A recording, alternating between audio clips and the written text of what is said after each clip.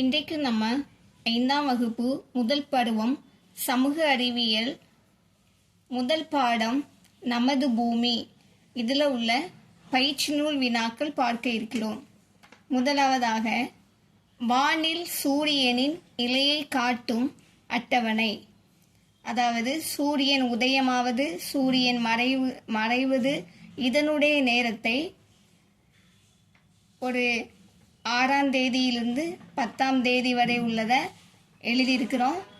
அதாவது சூரியன் காலையில் உதயமான டைம், நண்பகல், அப்புறமா சாயங்காலம் மாலை நேரத்தில் சூரியன் மறைந்தது எழுதியிருக்கிறோம். நீங்கள் பார்த்துக்கோங்க. அடுத்து சூரிய குடும்பத்தில் மொத்தம் எத்தனை கோள்கள் உள்ளன? விடை 8. சூரியனுக்கு அருகில் உள்ள கோள் எது? விடை புதன். கீழ்காண்பனவற்றுள் கோள் அல்லாதது எது? விடை சூரியன். சூரிய குடும்பம் என்றால் என்ன? விடை சூரியன் 8 கோள்கள் மற்றும் அதன் துணைக்கோள், குறுங்கோள்கள், எரிகற்கள், வால் நட்சத்திரங்கள், தூசு ஆகியவை அனைத்தும் சேர்ந்தது சூரிய குடும்பம் ஆகும். கோள்களின் பெயர்களை எழுதுக. புதன், வெள்ளி, பூமி, செவ்வாய், வியாழன், சனி, யுரேனஸ், நெப்டியூன். அடுத்து வெப்பமான கோள்கள் எவை? விடை புதன், வெள்ளி. குளிர்ச்சியான கோள்கள் எவை? விடை யுரேனஸ், நெப்டியூன். மிகவும் சிறிய கோள் எது? விடை புதன். மிகவும் பெரிய கோள் எது? விடை வியாழன். இரட்டை கோள்கள் யாவை? விடை பூமி, வெள்ளி. வளையங்கள் கொண்ட கோள் எது? விடை சனி. பொறுத்துக. செந்நிறக்கோள் செவ்வாய். வளையங்கள் கொண்ட கோள் சனி. நீலக்கோள் பூமி. உறைந்த கோள் நெப்டியூன். மிக பெரிய கோள் வியாழன். படத்தை பார்த்தும் குறிப்பை படித்தும் இடங்களை கண்டுபிடித்து எழுதுக. அதாவது இங்கே கொடுக்கப்பட்ட படத்தில் அது என்ன படம் அப்படிங்கிறத நம்ம சொல்ல போகிறோம். இது நான் வாழும் பேரண்டம். இது நான் வாழும் விண்மீன் திரள் மண்டலம், அதாவது பால்வழி மண்டலம். இது நான் வாழும் சூரிய குடும்பம். நான் வாழும் பூமி. நான் வாழும் கண்டம் ஆசியா. நான் வாழும் நாடு இந்தியா. நான் வாழும் மாநிலம் தமிழ்நாடு. நான் வாழும் மாவட்டம் திருச்சி. நீங்கள் எந்த மாவட்டத்தில் இருக்கீங்களோ உங்கள் மாவட்டத்தின் பெயரை இதில் எழுதிக்கோங்க. நான் வாழும் ஊர் கழுவூர். இதுலேயும் அப்படி தான் உங்களுடைய ஊர் பெயரை இதில் எழுதுங்க. நான் படிக்கும் பள்ளி ஊஓ நடுநிலை பள்ளி. நான் படிக்கும் வகுப்பு 5. எனது பெயர் மு சந்திரலேகா. இது என்னோட பெயரை எழுதியிருக்கிறேன். இதில் உங்களுடைய பெயரை எழுதிக்கோங்க. அடுத்து தாத்தா இனியனை அழைத்து சென்று நுங்கு வாங்கி கொடுத்தார் எனில் இது எந்த பருவ காலம்? விடை கோடை காலம். மழை பெய்ததால் ராணி குடைப்பிடித்து கொண்டு கடைக்கு சென்றாள் எனில் அது எந்த மாதமாக இருந்திருக்கும்? விடை செப்டம்பர். கயல் தன் அப்பாவுடன் பள்ளிக்கு புறப்பட்டாள். அப்போது அவள் அம்மா குல்லாவையும் ஸ்வெட்டரையும் மறக்காமல் அணிந்து செல்லுமாறு கூறினர். இந்நிகழ்வு நடந்திருக்கும் காலம்? விடை குளிர்காலம். கோடை காலம் என்பது டேஸ் முதல் டேஸ் வரை உள்ள பருவ காலம். மார்ச் முதல் மே வரை உள்ள பருவ காலம் ஆகும். பூமியில் பருவ காலங்கள் எவ்வாறு ஏற்படுகின்றன? பூமி சூரியனை நீள்வட்ட பாதையில் சுற்றி வருவதால் பருவ காலங்கள் ஏற்படுகிறது? பூமியில் உண்டாகும் கீழ்காணும் மாற்றங்களுக்கு காரணமான இயக்கத்தை டிக் செய்க. எதுலலாம் நம்ம டிக் பண்ணணும் பாருங்க. சுழலுதல், சுற்றுதல், சுற்றுதல், சுழலுதல். மாதங்களுக்கு ஏற்ற பருவ காலத்தில் உள்ள படங்களை வரைக. மாதங்கள் ஜூன் மாதம். ஜூன் மாதம் மழைக்காலம். மழைக்காலத்திற்குரிய படத்தை வரைந்திருக்கிறோம். மார்ச் மாதம் கோடைக்காலம். இங்கே வரைய சொன்ன படத்தை நம்ம இங்கே வரைஞ்சிருக்கிறோம். பிப்ரவரி குளிர்காலம். ஜூலை மழைக்காலம். டிசம்பர் குளிர்காலம். ஐரோப்பா, ஆப்பிரிக்கா மற்றும் அமெரிக்கா கண்டங்களுக்கு இடையே உள்ள பெருங்கடல் டேஸ்.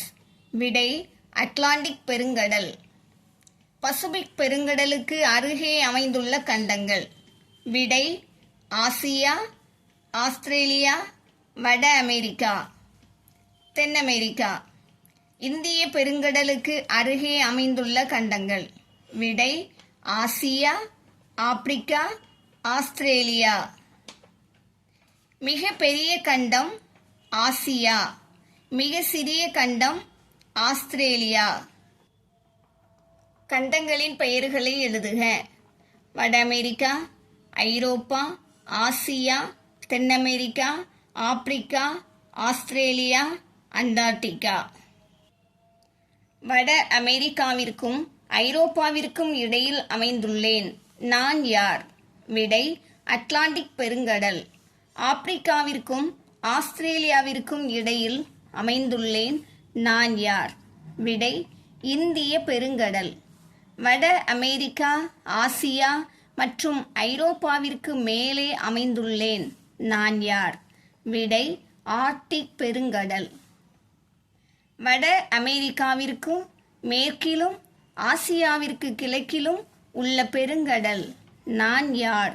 விடை பசிபிக் பெருங்கடல். அண்டார்டிகாவிற்கு மேலே அமைந்துள்ளேன். நான் யார்? விடை தென் பெருங்கடல். நட்சத்திரங்களின் தொகுப்பு டேஸ் என அழைக்கப்படுகிறது. விடை விண்மீன் திரள் மண்டலம். அளவிட முடியாததும் வெளிப்புறமாக விரிவடைந்து கொண்டே இருப்பதும் டேஸ் ஆகும். விடை பேரண்டம்.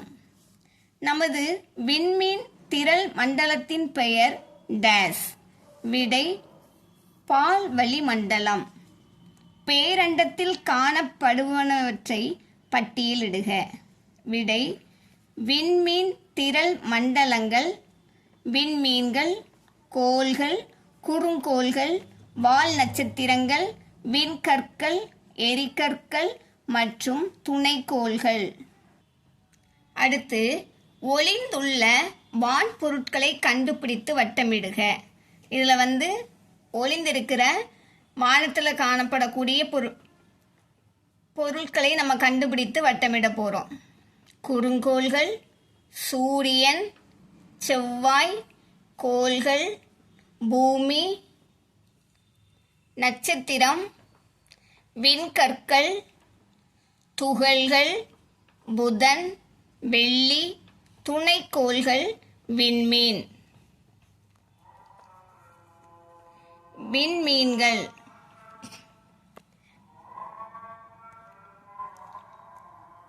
வரிசைப்படுத்துக.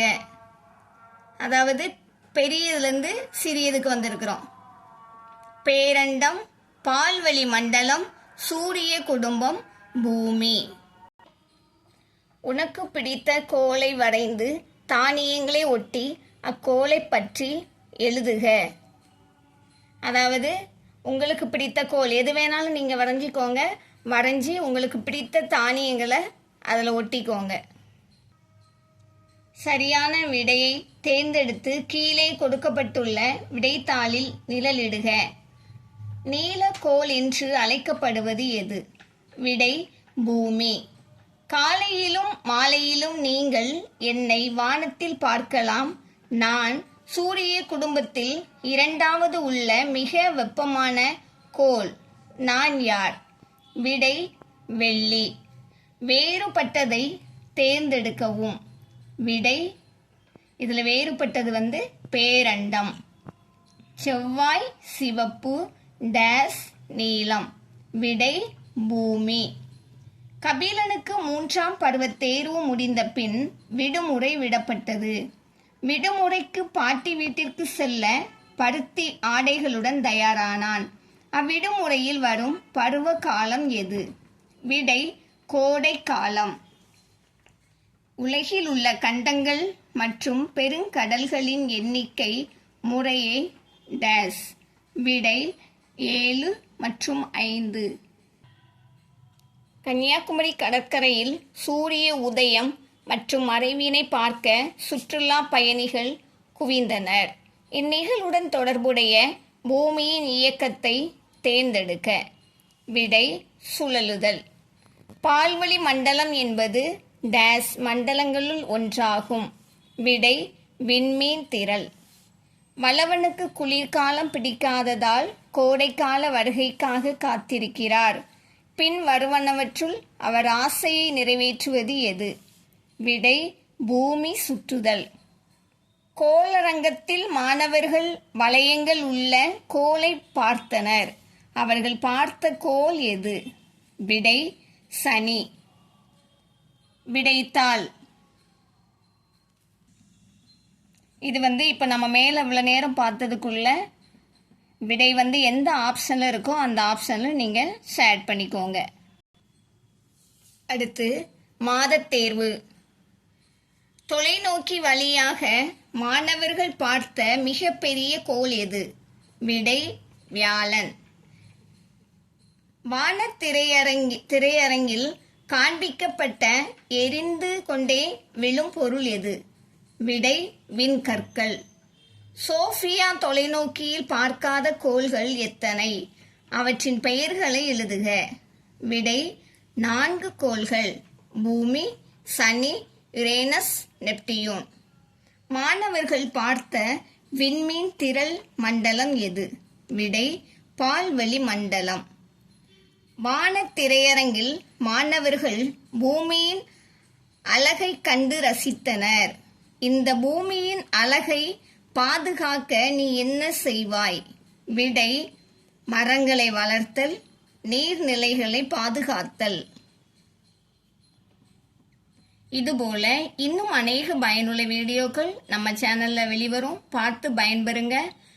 சப்ஸ்கிரைப் பண்ணிக்கோங்க. உங்களுக்கு தெரிஞ்சவங்களுக்கும் ஷேர் பண்ணுங்க. தேங்க்யூ.